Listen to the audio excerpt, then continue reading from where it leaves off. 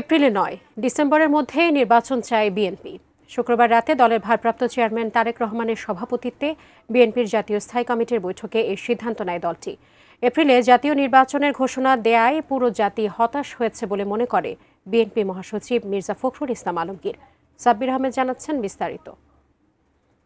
2026 সালের এপ্রিলের প্রথমার্ধের যে কোনো একটি দিনে অনুষ্ঠিত হবে। ঈদুল আজহা উপলক্ষে শুক্রবার জাতির উদ্দেশ্যে দেয়া ভাষণে এপ্রিলের প্রথমার্ধে নির্বাচনের ঘোষণা দেন প্রধান উপদেষ্টা ডক্টর মোহাম্মদ ইউনূস। তবে তার এই নির্বাচনের সময় ঘোষণায় সন্তুষ্ট নয় বিএনপি। শুক্রবার দিবাগত রাতে থাইল্যান্ড থেকে চোখের চিকিৎসা শেষে দেশে ফিরে বিএনপি মহাসচিব মির্জা ফখরুল ইসলাম আলমগীর বিমানবন্দরে সাংবাদিকদের বলেন, এপ্রিলের নির্বাচনের সিদ্ধান্ত পুরো জাতিকে হতাশ করেছে।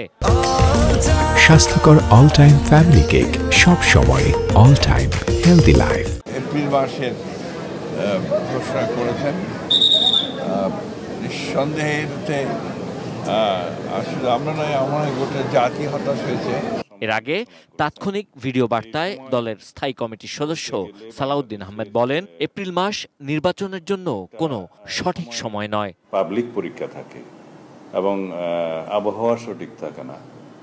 আর আমাদের জানা মতে ফেব্রুয়ারির 16, 17 অথবা 18 তারিখের দিকে পবিত্র রমজান মাস শুরু হবে। তাহলে 45 দিন যে সময়সীমা লাগে তফসিল ঘোষণার পর থেকে নির্বাচন অনুষ্ঠান পর্যন্ত, সেটা রমজানের মধ্যেই তাহলে ক্যাম্পেইন করতে হবে। এটা একটা অযৌক্তিক ধারণা।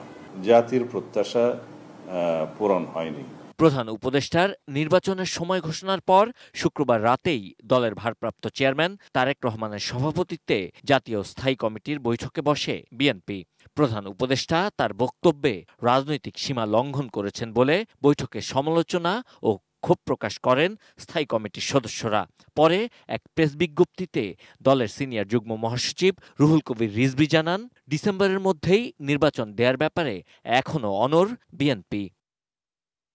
Sabbir Ahmed, ATN news, Dhaka.